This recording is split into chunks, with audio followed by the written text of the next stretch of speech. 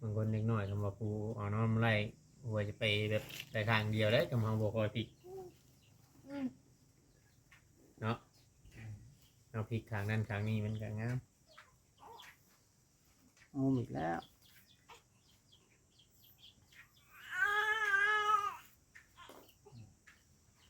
มันกินนมอีก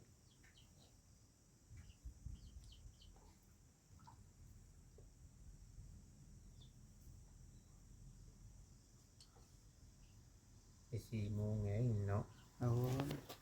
บ่ได้ถึง4 โมงแรง ว่านี่เจ้ามาฮอดพี่คำบอก ค่ จะมุ่งมาฮอดพี่บ้าน ำ6 โมงไป 6 โมงไปเออ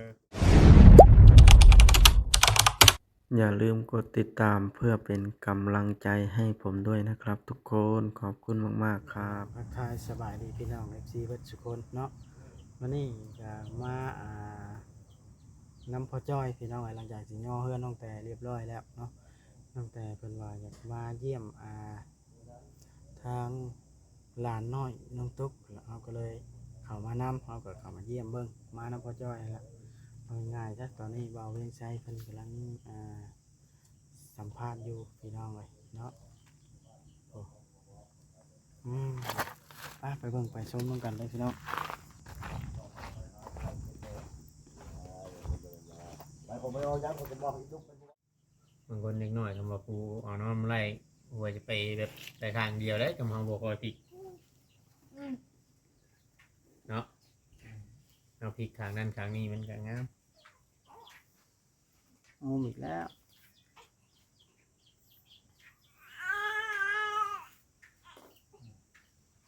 มันกินนมอีก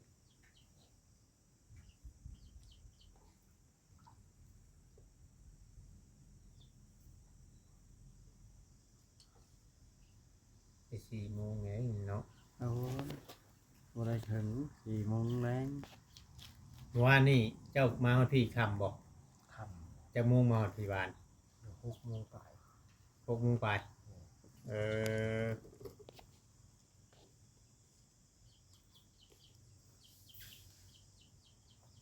แสดงว่าเมียเจ้านี่เดี๋ยวนี้อยู่เฮือนเชียวบ่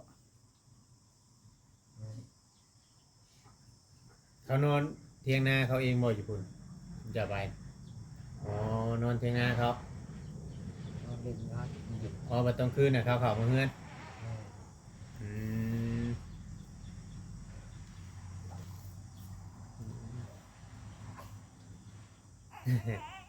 เอาคือบ่อยู่แทนพุ่น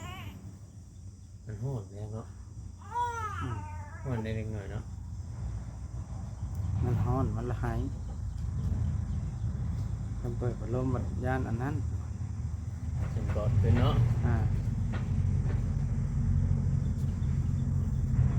ย่านปลอดขึ้นคืออะไรสัก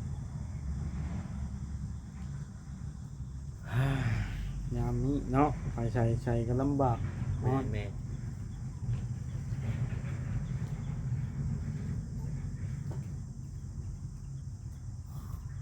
เห็นไหมพอจอยแต่ไหน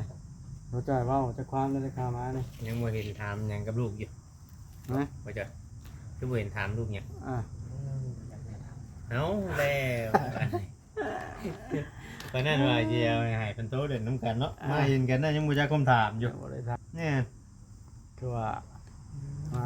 กับบริษัททางยังกันกับดองก็ได้คนโบมักปากเนาะ ก็จ้อย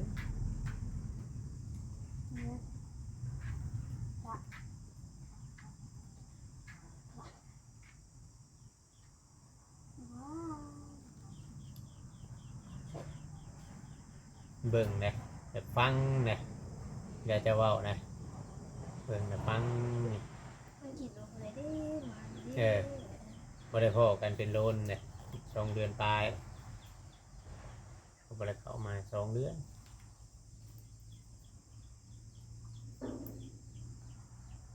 น้องลำไยพี่น้องเนาะ หางทองค เพื่อนน้องตุ๊กลงไปนอนอยู่กระตุกตัวเก่าฮะเนาะกลางคืนเนาะจากโมงจะพอเพิ่นมาเนี่ยน้องตุ๊กคำบ่ คำตึก โอ้ หาโมง พอห้าก็ไปเฮ็ดนี่บ่งานนำจีน เห็ดแต่หึงเนาะ เพิ่งเกือบแล้วเอามายังก็ไปนำกันบ่ไปทุกคนบ่ โดย อืม เอาเป็นดื้อเอา2 เดือนได้เดือนหนึง โอ้2 เดือนเงินออกเทื่อนึง อืม ปิดใบมันบ่คือเฮ็ดเป็นยาสูบเลยเฮ้ยงานยาปิดเอาไว้มัน ตามเพิ่นสั่ง สั่งแบกขนเขาอันโฮงอบแล้วน้องๆตรง โดย อ๋อมันมีโรงงานมันข้างใน แม่โรงงานกระเบื้องใส่เขาเข้าไปแล้วมันสิแดดช่องเขาพาที่เขาละแห้งกรอบเขาเด้ อืม มันฮ้อ มัน นเริ่มมีหลายโรงงานด้วยนะทางนี้เนาะ อ่า คิดว่ามีแต่โรงงานอ้อยในโมเมนต์เนาะ เพิ่นสิปิดไอ้โรงงานนี่ล่ะ โรงงานตัวไรสิปิด โรงงานป่ะ มันฮอนยามผลเลย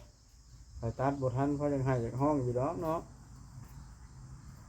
อ้อยยังอ้อยมันผลตรงเรื่อยหลายเขากับโบตัสได้เนาะ กระปะไว้เฮ็ดน้ำปั่นขาย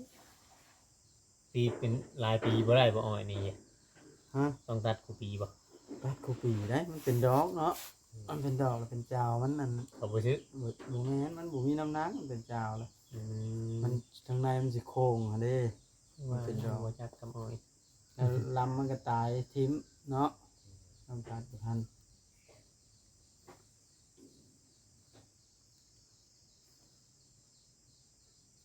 จะต้องมั้งนะ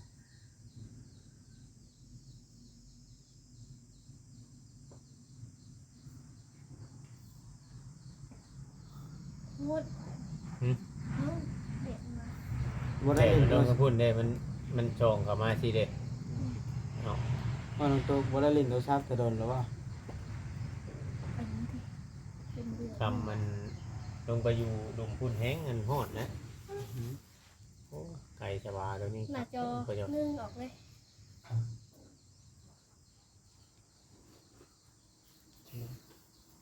ใหญ่พวกมันชูมันสิใหญ่ไป ใหญ่อยู่ว่าแห่งขับเนาะ นี่ขึ้นพดดิเราคืนกับนอนอยู่อูบ่คือในไรตรงตุก เอานอนลงลูก อ๋อต้องคืนกับนอนอยู่อูเลย เลย แต่ง่ายอูลงลมพุทธ เลย อ๋อตอนเช้าเราขึ้นมาผูกไหม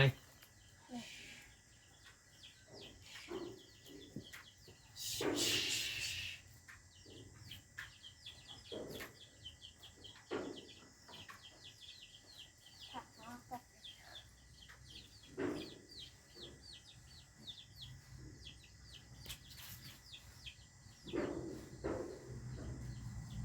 ข่อยคิดว่าทั้งพอจอยนอนอยู่อันดงแงวได้คืนนี่บ่แม่นเนาะนอนอยู่พี่ แล้วบัดนี้มันอยู่เฮ็ดงานแล้วไม่เล่านะสินอนอยู่ไส นอนอยู่มองในทั่วเอาเลย ร้อนให้ทั่วเลยเออน อนอยู่เตียงเราเลยนะหลังใหญ่วะเนาะมีน้ำบ่ เป็นว่าอยู่ น้ำทั่วยัง บ่น้ำกอกบ่ได้มีบ่ ยัง ยังบ่ ยัง อืมมันมีห้วยแถวนั้นน่ะ ห่วยท่วมห่วยไป โอ้เฮาก็บ่เคยไปเทื่อเราไปสังเกตเบิ่ง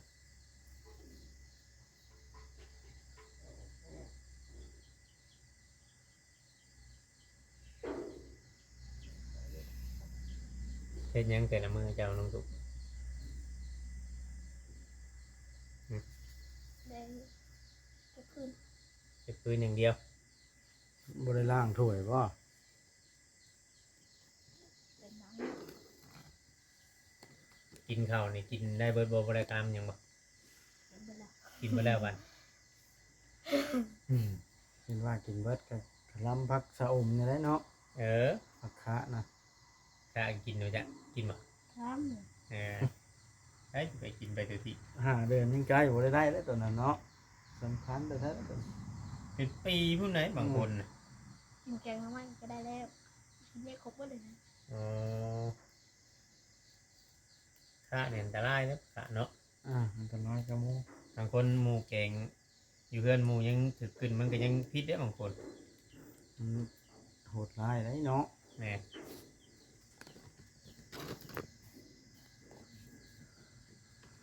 ล้มลงตุ๊กหนึ่งว่าพอจอยมายิลิ่นน้ำลูกกับโบมีแนวถามลูกจะค้ำลูก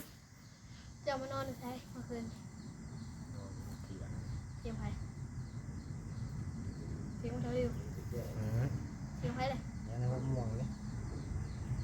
เออ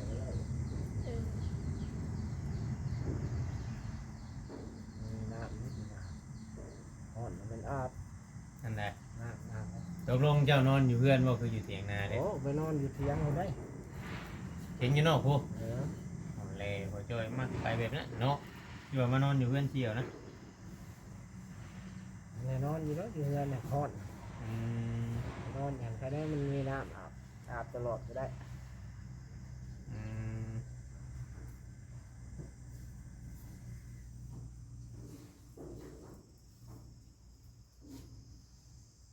แต่ว่ามีน้ำมีอย่างมันสะดวกสบายเนาะไปบัดไปอันเฮ็ดละหัวนี่โตนห่วยแล้วแหละเนาะ นอนนั่นเนาะ ยามนี่มันบ่ยังบ่แห้งบ่น้ำ ยัง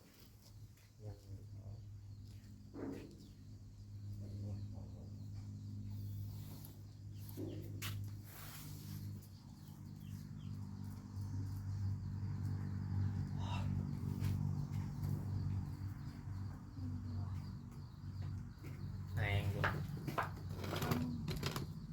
น้ำนี้ มาหาข้าวไปแล้วจ่อย เอาน้ำเปล่าว่าให้คนน้อยกิน เอาน้ำต้ม เออ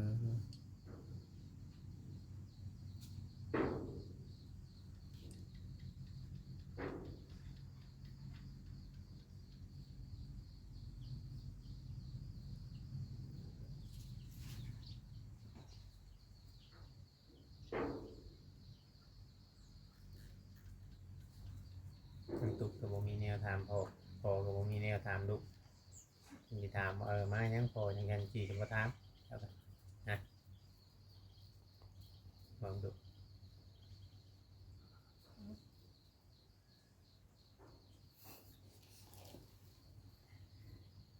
พอเป็นยังว่า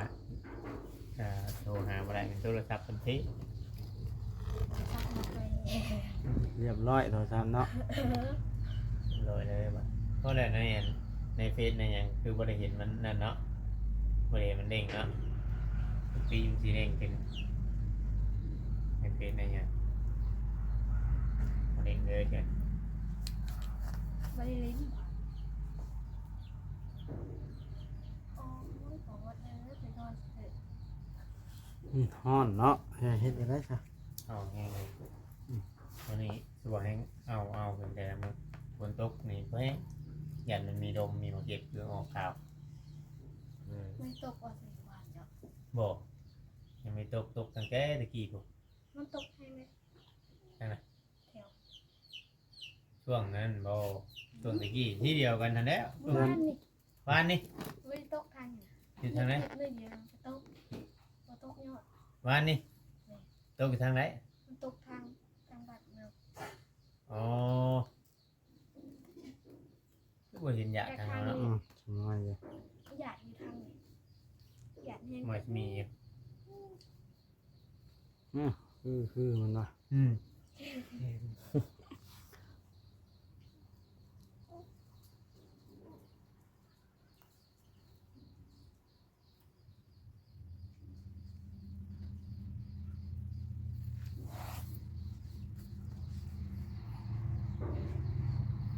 ี่ไว้ตัดอ้อยนะเมย์ปลูกบาอ้อยคือเขาลงทุกตะกี้เนี่ย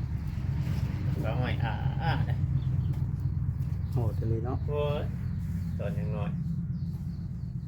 เห็นเบิด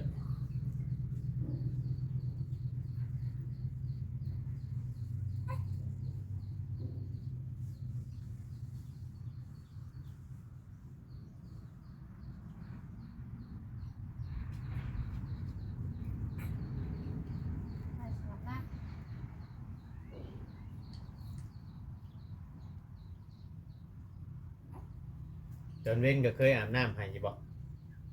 เคยอาบ อาบน้อยๆนะอาบน้ำเย็นนี่อาบน้ำต้มเก่าบ่อุ่นคือเก่าบ่ โดย เออ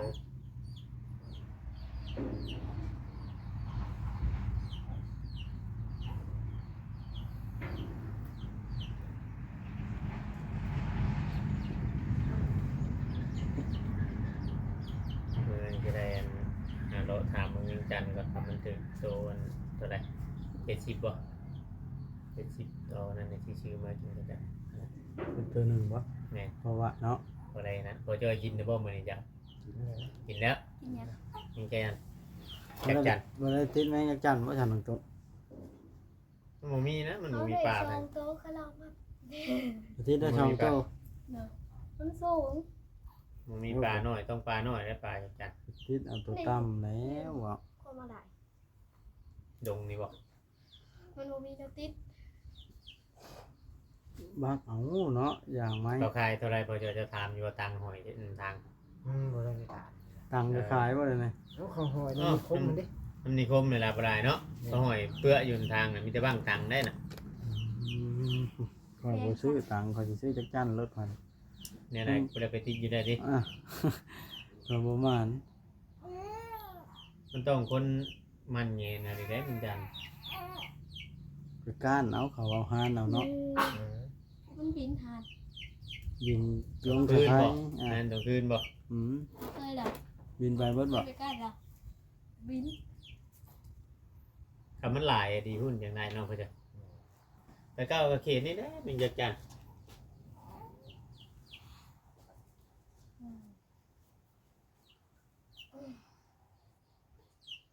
มาแล้วไปก้านชั้นมันก็ตกโคบๆเลยจักจันมันสิวจักขี่มายาบ้างพี่ซังน้องตุ๊ก แม่ขนมโล70 ฮะ แม่ขอ เป็นขนมโล70ไผเป็นผู้ซื้อนะ คนมาดูแม่ ไม่ขนุนยังไม่ขนุนใหญ่บ่ ขนมแดงน้อยนั่นน่ะมา แม่ขอหน่อย มีหรือบ่ยามนี่มีแล้ว นี่โรงพยาบาลของการขายได้มื้อละ1,000-2,000 บาทเด้ แม่นบ่ ได้เป็นคู่ทองคู่เข้าไปนะแต่ก่อนมันเคยไป ได้ไปนั่นบ่ อ่ะเขาแยงไปขังมันยังโคมเอามันไหลโหบลงฮุบเอาฮุบเอา อืม ถ้ายางดำนะ น้ำหมู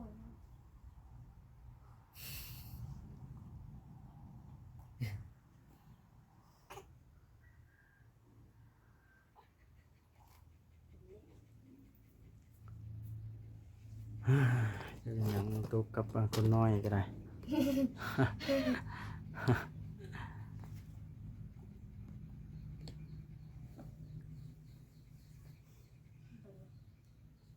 เชื่อบ่เชื่อของบ่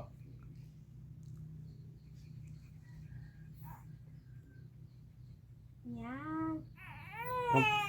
ท่านได้กินข้าวให้ขี้ไล่กับโตนี่เนาะคนน้อยมัน ตามแบบหมอเพิ่น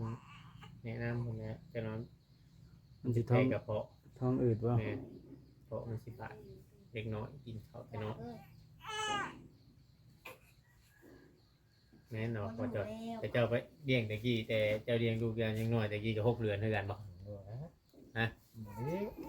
จักเดือนใช่ โอ้ยได้ออกมาละให้แก้รอดเลย บ่เออ ได้มาให้ ทอด มันฮอด เอามาทอดด้วย ยะยะอะไรวะ ให้ปูพนมมันจังเม็ดนะตุ๊กคนน้อยนะ ยะ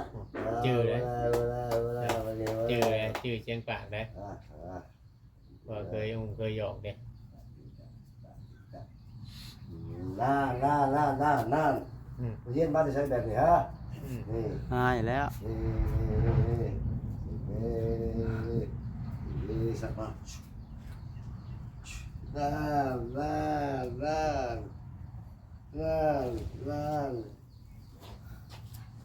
นี่เกือบตายเลย เอาก็ได้ เอาไว้แล้วแถวมา ก็ได้ โอ้ยเกือบแล้วคืน ไปยังอีก เดี๋ยวไปเชียงไปบ่จะบอกว่าแถวมา คนไห้บ่ โอ้ไปเอาไปอยู่จุดไปเป่าไปเชียงว่าเราแถวมาอยู่น้ำชอบว่าฮู้แล้วชอบว่ามาที่ไหนสิ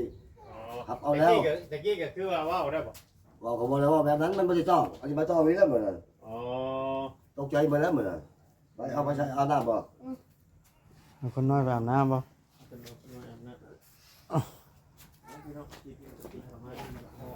ใช่ก็จบคลิปลงซ้ำนี่แหละ โอ้ย ห้อนหลายห้อนหลาย อยู่ยากฮ้อนแห้งเนาะเนาะพี่น้องคลิปนี้ก็ได้ค่อยความลงแรงแล้วสิได้จบคลิปแล้วเด้อพี่น้องเด้อเนาะบาทในทางเราก็สิได้กลับก่อนค่อยความลงแรงแล้วเนาะพี่น้องดีมีแห้งวัดสิคนเด้อพอจอยมาเยี่ยมน้องตุ๊กมาเนี่ย